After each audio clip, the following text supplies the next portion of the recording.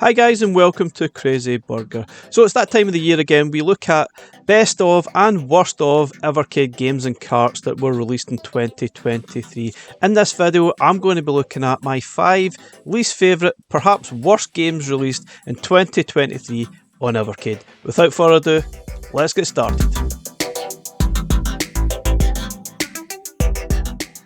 Okay, straight in at number 5, it's Yeah Beebus 2 that was on Indie Heroes Collection 2, released in January 2023. It's a single screen game where you defeat all the monsters in a set time limit, and that's basically it. It's very repetitive, very boring, and I didn't enjoy playing this one bit. It's not the worst game you'll ever play, admittedly, but it's just boring. There's not a lot to it, and it's not one of these games that I got addicted to and wanted to come back time and time again. Just rubbish. And I think Yeah Beebus does rhyme with a word beginning with P, and that's probably the best way of describing this game.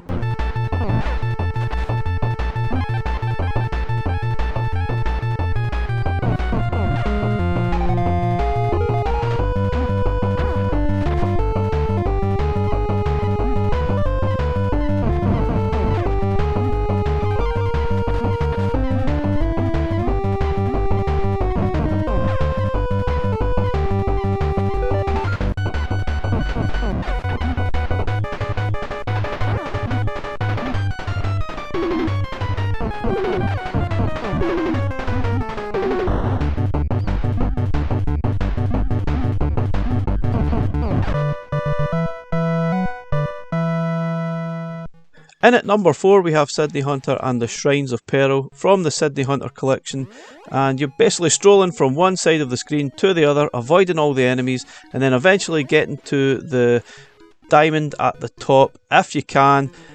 Really such a poor game. You jump on these platforms, you die for some unknown reason. Personally, I thought this game was utterly terrible. It's very basic, and I just did not enjoy playing this one bit. Yeah, it's a re-imaging of the Smurfs game, but it's still absolutely terrible.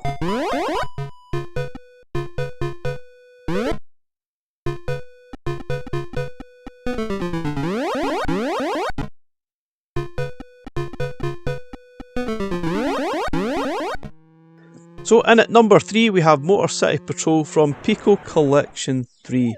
Now, in first glance you might think, oh, this is a Grand Theft Auto game, it looks fantastic, and yeah, the graphics are okay and it does give you those vibes, but it's not like that at all. The idea is to stop the criminals, whether it be speeders, robbers, by crashing into them and holding that for maybe about 5 seconds or something like that, and yeah, it's utterly boring, stupidly annoying, the controls are terrible. And yeah, you have to refer to your map, which isn't even on the screen, which is just unbelievably stupid. But for me, terrible game, really not enjoyable, and I cannot believe that this game does sell a lot physical on the NES. It doesn't make sense because it's awful. So in at number 2, the runner-up spot, this is Gelatinous from Indie Heroes Collection 2. And this is one of those games that's kind of frustrating because I feel it could be a really good game, but it has a lot of flaws. Collision detection is awful.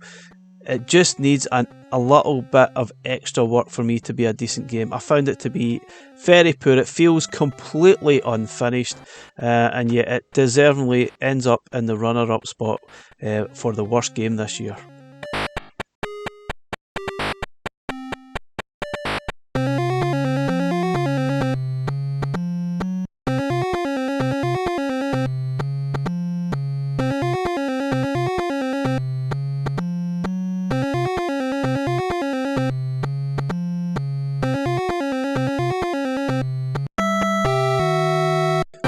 Okay, so the winner of Worst Game 2023 on Evercade is Sword of Sodan on Pico Collection 3. Now, graphically it does look pretty decent. The sprites are absolutely massive and very striking indeed, but gameplay wise leaves a lot to be desired. Very basic sword swiping back and forth, lots of stupid things that can kill you, and the enemies just keep on coming. It's stupidly boring. And honestly, maybe it's one of those games that's so bad it's good. I don't know. But personally, I'm just going to keep it in the bad section because it's awful. Look at that amazing looking bad guy. He looks brilliant, but the gameplay just needs a little bit of refinement. It needs to have a little bit of extra movement, maybe some variety in the sort of sword swiping and attacks that you could do. But in the end, it's just utterly awful. Anyway, guys, that's my picks for 5 of the worst games on Evercade in 2023. It was actually a good year, so I will be looking at the best of in some videos coming very soon. But let me know, guys, what were your 5 worst games released on Evercade in 2023? Thanks very much for watching. I'll catch you again in the next one. Bye for now.